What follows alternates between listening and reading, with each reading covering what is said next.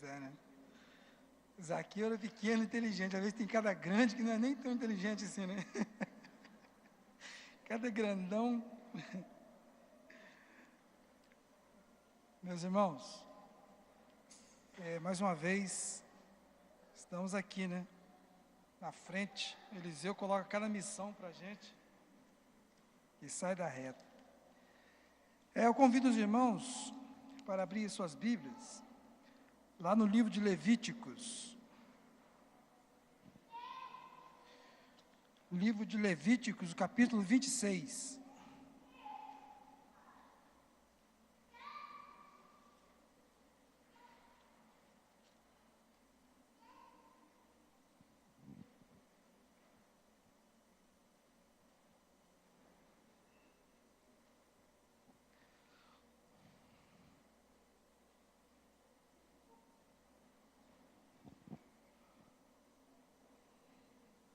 Nós vamos ler Levítico 26, do versículo 1 até o versículo 18.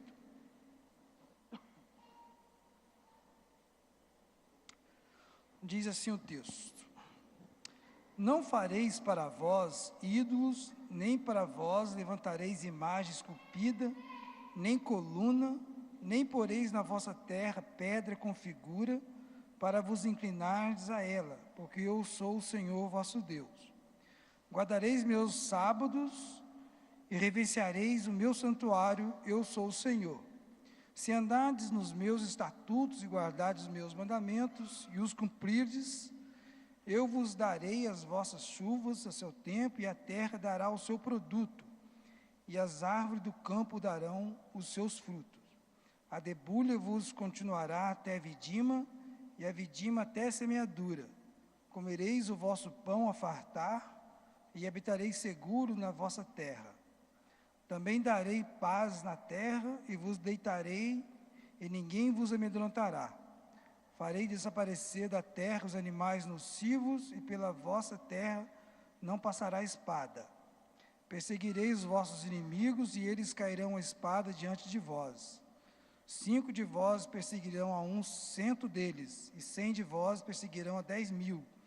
E os vossos inimigos cairão a espada diante de vós. Outros sim olharei para vós, e vos farei frutificar, e vos multiplicarei, e confirmarei o meu pacto convosco. E comereis da colheita velha por longo tempo guardada, até a final a removerdes para dar lugar à nova. Também porei o meu tabernáculo no meio de vós, e a minha alma não vos abominará. Andarei no meio de vós, e serei o vosso Deus, e vós sereis o meu povo.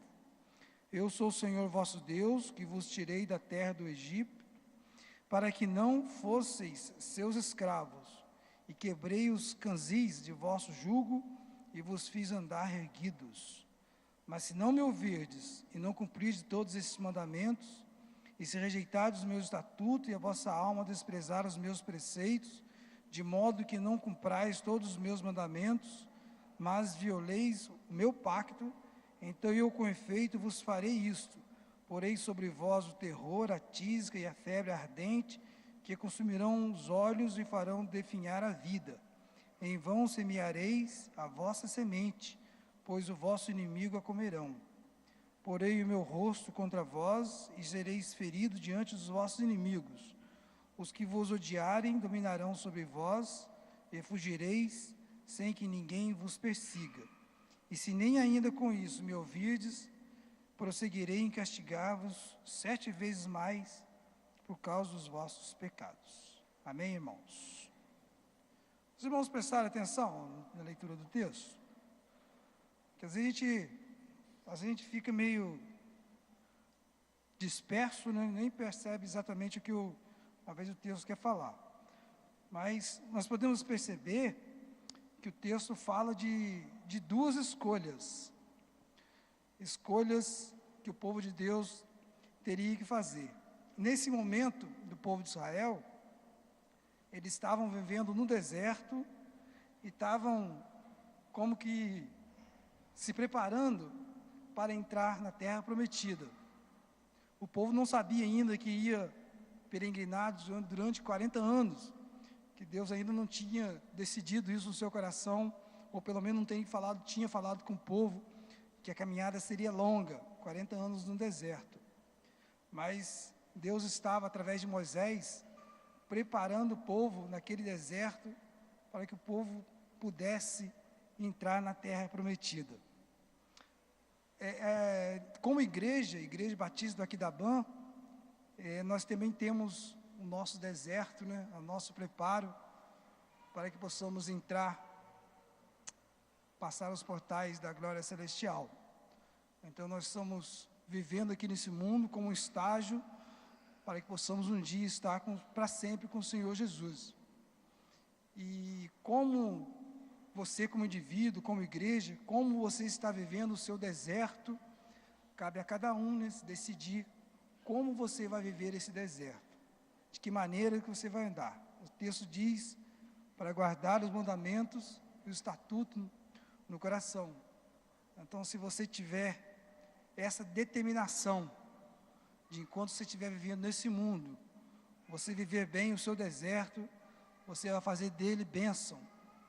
Mas se você viver mal, não procurar guardar os mandamentos do Senhor, não é que você vai procurar a maldição, mas a ausência de bênção automaticamente se torna uma maldição. Então o texto nos dá duas escolhas: ou você escolhe a bênção, ou escolhe a maldição. Ainda que você, como eu falei, você não fala assim, mas eu não quero a maldição para mim. Mas quando eu abro mão da bênção que Deus quer me dar, eu acabo aceitando a maldição para a minha vida. E o texto começa no capítulo 3, no versículo 3, ele começa a falar que a opção é guardar os mandamentos e os estatutos do Senhor. É a única opção que nós temos para viver bem nosso deserto, é guardar os mandamentos do Senhor. Precisamos ter essa atitude de guardar os mandamentos do Senhor. Lá no versículo 4, Deus fala para Moisés que Ele daria chuva, eu vos darei as vossas chuvas a seu tempo, e a terra dará o seu produto. Quem aqui já lidou um pouquinho com a lavoura, ou lida ainda, ou quem como eu assim nasceu lá no interior, plantando feijão lá, plantando o milhozinho, a gente sabe que para a colheita ser bem sucedida, é necessário que a chuva venha na época certa. Que se a chuva não vem na época certa, às vezes compromete o fruto daquela colheita daquele ano. Quando nós trabalhávamos, quando eu era criança, lá no interior, eu lembro que meu pai sabia as épocas certas da chuva, ele sabia a melhor lua, e ele tinha essa sabedoria de poder escolher a época certa. Só que em determinadas ocasiões, às vezes a chuva não vinha, a chuva atrasava, e às vezes comprometia aquela plantação. Tínhamos também alguns vizinhos, pessoas que viviam naquela região, que não preparavam a sua terra, e quando a chuva vinha, eles estavam atrasados, e eles aí ainda preparar a terra, e deixavam de ter uma boa colheita, porque não se prepararam adequadamente para receber a chuva. Interessante, meus irmãos, que na nossa vida, a gente tem que estar preparando a nossa vida, nosso corpo, para poder receber as bênçãos do Senhor. Às vezes o Senhor tem um momento certo para dar a bênção para mim, para você, para a igreja, só que às vezes a gente se acomoda, a gente tem as nossas mazelas da vida, nossos interesses secundários, e às vezes a gente não se prepara adequadamente a nossa terra, a nossa vida, para receber as bênçãos do Senhor. E o que acontece é que às vezes a gente tem uma colheita danificada, né? São frutos comprometidos, porque eu não me preparei adequadamente na época certa para receber as bênçãos do Senhor. Então é preciso que, como crente, como aquele servo do Senhor, nós estejamos preparando nossa vida, porque Deus tem o momento certo para trazer as bênçãos. Às vezes só que a gente não se prepara, e pela misericórdia do Senhor, ainda a bênção vem, só que às vezes vem atrasada. Às vezes era para eu ganhar 10 pessoas para Cristo esse ano, às vezes eu ganho uma. Foi uma bênção? Foi. Mas eu poderia ter ganho 10, porque eu não me preparei adequadamente, recebi a bênção um pouco atrasado e comprometeu o produto. O fruto ficou comprometido. No versículo 5, Moisés fala de habitar em segurança. A vidima até a semeadura, comereis o vosso pão a fartar, e habitareis seguro na vossa terra. Como é bom a gente tiver segurança total, não? A gente sabe que na nossa cidade, hoje, já está difícil, Cachoeiro é uma cidade muito pequena mais, e a gente não tem essa segurança que a gente gostaria de ter. Se bem que até no interior, em qualquer lugar hoje, tem falta de segurança. Mas é maravilhoso quando a gente pode deitar, dormir, ter segurança. Como é legal. Uma pessoa que já sofreu um assalto sabe como é complicado a pessoa viver com medo, viver insegura. Mas quando a gente coloca nossas vidas nas mãos do Senhor, Ele nos dá a segurança.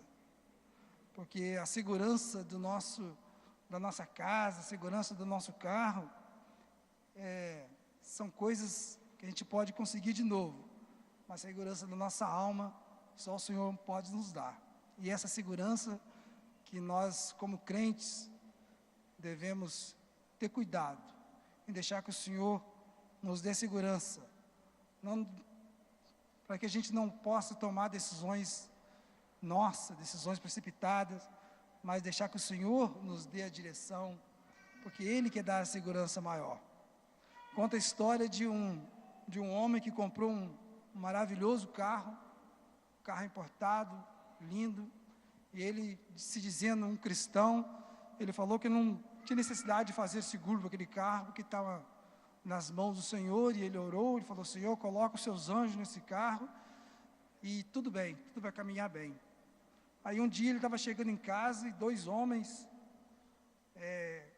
roubaram o carro daquele senhor, e ele ficou muito decepcionado com Deus, chateado, porque ele, como cristão, ele tinha se colocado na mão de Deus aquele carro, que Deus colocar os anjos para proteger, e aquele carro foi roubado. E na fuga desesperada, aqueles ladrões bateram com o carro, acabaram com o carro dele todo, mas os ladrões saíram ilesos. E ele ficou mais decepcionado ainda. Até nisso, o carro acabou e os bandidos estão vivos. E ele perguntou: Senhor, não é possível, isso não pode acontecer.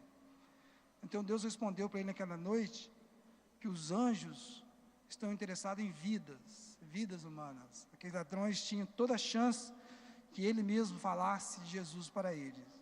Carro, casas, bens materiais, a gente pode conseguir de novo. Mas vidas humanas, vidas nas mãos do Senhor, às vezes a oportunidade era uma só. Se aqueles ladrões tivessem morrido naquele dia, eles com certeza não teriam chance de encontrar com Jesus. Mas assim eles tiveram condições de ouvir falar de Jesus mais uma vez. Então a nossa segurança tem que estar depositada nas mãos do Senhor, porque o Senhor tem cuidado de nós, Ele quer cuidar da nossa vida. Lógico que nós vamos ter também segurança com nossos bens, quando nós colocamos nas mãos do Senhor, mas nós não podemos estar vivendo em torno disso. Precisamos sim estar com a nossa vida preparada para encontrar com o Senhor. O texto também fala no versículo 6, que Ele livraria o povo de Israel do animal nocivo. Provavelmente no deserto, muitos animais nocivos e colocaria em perigo a vida do povo de Israel. Então, se o povo guardasse os seus mandamentos, os estatutos, também Deus livraria o povo do animal nocivo.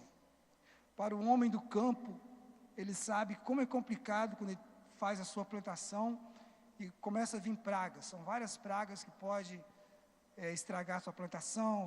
A praga da lagarta, pode ser gafanhoto, pode ser pulgão, pode ser uma série de coisas que o homem do campo sabe que pode atrapalhar a sua lavoura. Então, no povo de Israel também estavam correndo esse risco de ser atacado por animais nocivos e outros animais de maior porte também que poderia atacar o povo de Deus. E o homem, quando vê essas pragas atacando as suas plantações, muitas vezes ele usa agrotóxico, ele usa veneno e usa uma série de coisas para que possa combater essas pragas que tem muitas vezes comprometido o grão às vezes fica sem valor, perde o valor no mercado, perde o paladar, porque as pragas atacam isso tem sido no decorrer dos anos.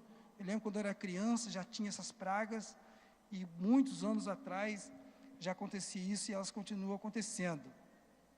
Mas a praga maior que pode abater sobre a Igreja Batista Aquidauã, sobre a minha vida, muitas vezes está em casa. É a televisão mal usada, é a internet mal usada, são os filmes pornográficos, são uma série de coisas que têm pragas, que têm entrado em nossas casas e têm comprometido a nossa vida com Deus. Então é esse tipo de praga que, como igreja, nós temos que combater hoje. O animal nocivo que perseguia Israel é diferente do nosso animal nocivo, mas nós precisamos estar buscando ao Senhor para que Ele nos dê sabedoria, para que nós não deixemos essas pragas invadir a nossa casa. Nós sabemos que a plantação que é usada muito agrotóxico, as coisas, o grão fica danificado.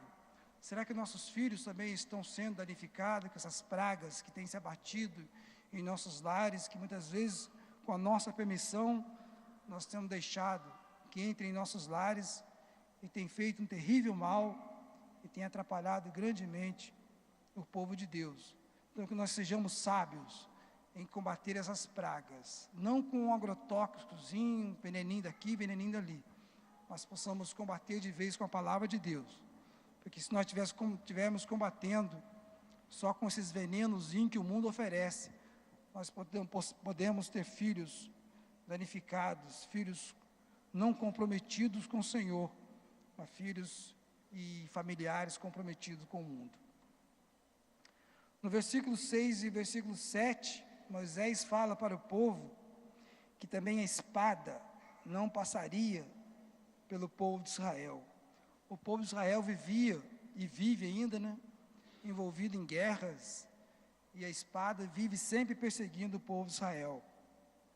Mas o que tem atrapalhado o povo de Deus hoje, talvez não seja a mesma guerra que atrapalha Israel, o Oriente Médio, aqueles países da Ásia, mas muitas vezes são conflitos familiares, conflitos no trabalho, muitas vezes pode ser conflito com colegas, conflito no trânsito. O trânsito é uma coisa terrível, Se a gente não se preparar para sair de casa, para enfrentar o trânsito, a gente pode fazer alguma besteira e deixar falar alguma coisa que não deveria falar.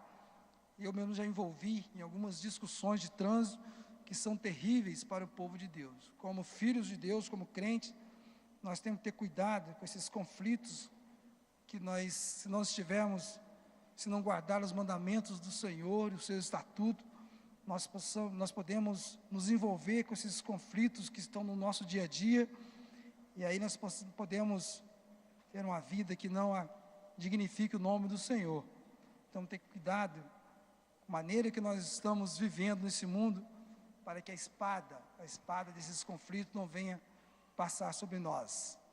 Às vezes a gente não tem tanta força assim, mas se nós pedimos a direção do Senhor, a força do Senhor, diz o texto, que 5 perseguirão a 100, e 100 perseguirão a 10.000.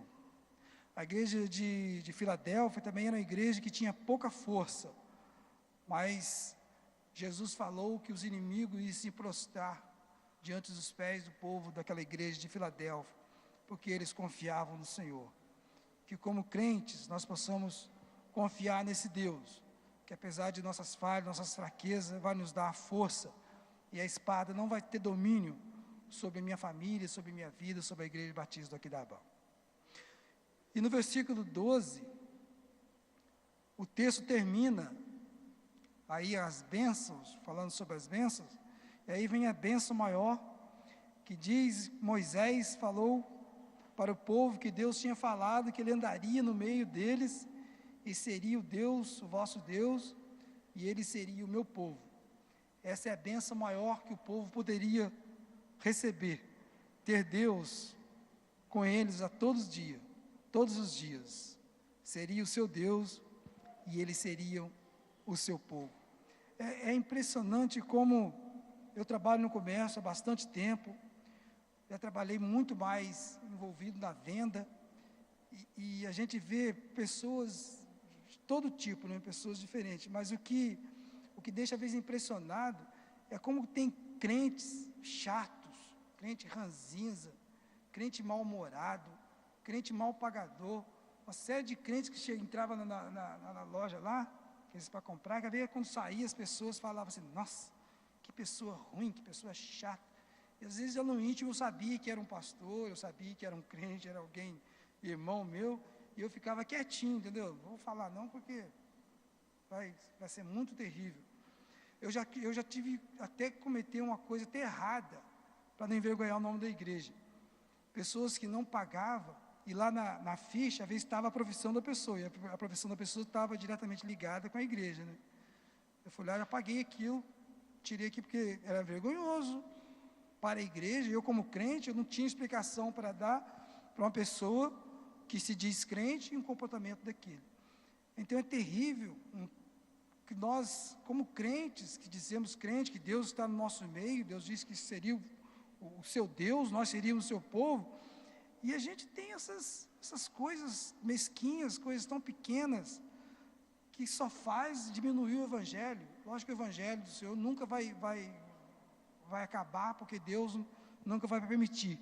Mas dependesse, às vezes, da minha vida, a vida de muitos crentes, nem existia Evangelho mais, porque é muito vergonhoso o comportamento de certos crentes no meio onde vive, ou se não, quando entra no comércio, em lugares públicos.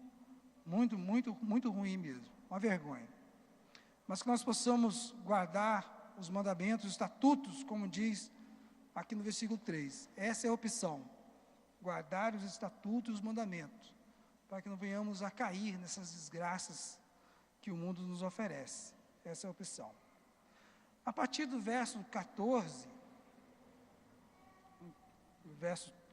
até o verso 17, aí Moisés começa a falar para o povo de algumas coisas que viriam, que era o contrário da bênção. Ele fala que viria maldições sobre o povo se eles não escolhessem guardar os mandamentos e estatutos do Senhor. Viriam flagelos, viria a tísica, a febre, falta de colheita, derrota nas batalhas, uma série de coisas que poderia acontecer ao povo se eles optassem por não querer guardar os mandamentos e os estatutos do Senhor. Então haveria apenas duas escolhas: ou você guarda os estatutos e mandamentos do Senhor, ou você vai correr o risco de cair no flagelo, na doença e outras coisas mais que poderiam vir. Mas é interessante, meus irmãos, que quando termina lá no versículo 17, nós podemos ver que muitos escolheram a bênção. O povo de Israel escolheu a bênção. 2 deles, né? Apenas 2 entraram na terra prometida. A maioria esmagadora do povo escolheu a maldição e não entraram na terra prometida, na terra de Canaã. Que esse não seja o percentual da nossa igreja, né? 2 apenas entraram na terra prometida porque não souberam fazer a escolha certa, a escolha pela bênção. Mas é um outro contexto para nossas vidas. Eu acredito que a maioria de nós, a Igreja Batista aqui da BAM, tem optado pela bênção e não pela maldição. Mas é interessante que no versículo 18, olha como o Senhor é misericordioso para fechar o texto. Se depois de tudo isso, você escolheu a maldição, ou deixou de escolher a bênção, e a maldição veio sobre você, você ainda tem a chance de se arrepender, porque a misericórdia do Senhor é muito grande. Mas se você não ouvir, se eu não ouvir essa misericórdia do Senhor, aí sim, o castigo vem 7 vezes, diz o texto, versículo 18. Se nem ainda, com tudo isso, depois de vir o flagelo, a tísica, a febre, a falta de colheita e tudo isso, vocês não se arrependerem, então vos castigarei 7 vezes mais. Então, como igreja, como crente, como indivíduo, hoje eu tenho opção. Se ainda a minha vida não tem sido totalmente envolvida com a bênção, e se eu não tenho guardado os estatutos e os mandamentos do Senhor, ainda é tempo para a Igreja Batista Aquidauã. É tempo de você se arrepender, para que coisas piores não venham. Eu fico imaginando, eu estava falando sobre o deserto, sobre a entrada na terra prometida, e depois que o pastor Fábio falou que não viria, às vezes a gente, é o nosso deserto, né? A gente está se preparando. O povo de Israel achava que tinha que se preparar pouco tempo, eles achavam que sair do Egito, até chegar na terra prometida, realmente era um espaço não tão grande assim, que eles poderiam fazer talvez em 2 anos, ou não sei exatamente quanto tempo, e eles levaram 40 anos andando por aquele deserto. Então a Igreja Batista do Aquidauã também está vivendo o seu deserto. Nós achávamos que o pastor viria, que um pastor viria, que o outro viria, e nenhum deles até agora vieram. Mas Deus sabe todas as coisas. Deus tem o seu tempo. Se o povo levou 40 anos no deserto, nós não sabemos quantos anos nós temos que viver sem o pastor. Mas uma coisa, os irmãos podem estar certos. É preciso guardar os mandamentos e os estatutos do Senhor, para que castigo maior não venham 7 vezes mais sobre a igreja, sobre a minha vida. Deus está querendo fazer uma obra, Ele está te chamando para que você entre, mas é preciso que eu entenda a voz do Senhor. Para concluir, eu gostaria de lembrar aquela história para os irmãos, daquele homem que na noite de Natal foi convidado pela sua esposa e seus filhos para que fosse com ele na igreja. E aquele homem falou que não ia, que ele não acreditava nessas coisas. Natal não existia, que isso era coisa para gente boba, né? Ele não ia não. E ele ficou em casa. O frio era terrível naquela região, muito frio, e ele pôde observar, pela janela do seu sótão, que os pombos vinham querendo entrar, arrumar abrigo devido muito frio, e batiam na vidraça, e aqueles pombos morriam. Ele começou a ver que alguns pombos estavam morrendo, batendo, porque o frio era muito grande, e eles queriam encontrar abrigo e não conseguiam. Aí aquele homem correu, abriu uma janela, e começou, venham, entra aqui está quentinho, venham. Começou a gritar para aqueles pombos, e aqueles pombos cada vez voavam para mais longe, e começaram a morrer, e não vinham, não entravam pelaquela janela que aquele homem chamava. E ele pôde compreender, que quando seus filhos e sua esposa chamaram, vão pai, vão querido, vão para a igreja, era a voz de Deus chamando ele, para que ele pudesse entrar por aquela janela aquecida, e ele não havia compreendido. E ele mudou de roupa e foi, e naquela noite ele aceitou Jesus. Às vezes como igreja, como crente, Deus está me chamando a você, meu irmão, venha, mas eu não estou ouvindo a voz do Senhor, porque as coisas desse mundo às vezes têm sido mais prazerosas para mim do que as coisas do Senhor. E às vezes eu continuo morrendo, batendo na janela e não conseguindo ouvir a voz do Senhor, porque eu não tenho guardado os seus mandamentos, os seus estatutos. Então é preciso, para encerrar a minha fala nessa noite, que eu deixe meus ouvidos aguçados para ouvir a voz do Senhor. É difícil? Não é muito fácil, mas com oração e com a leitura da palavra de Deus, nós podemos ouvir a voz do Senhor que está nos chamando. Venham, não morram, venham, eis que estou à porta e bato.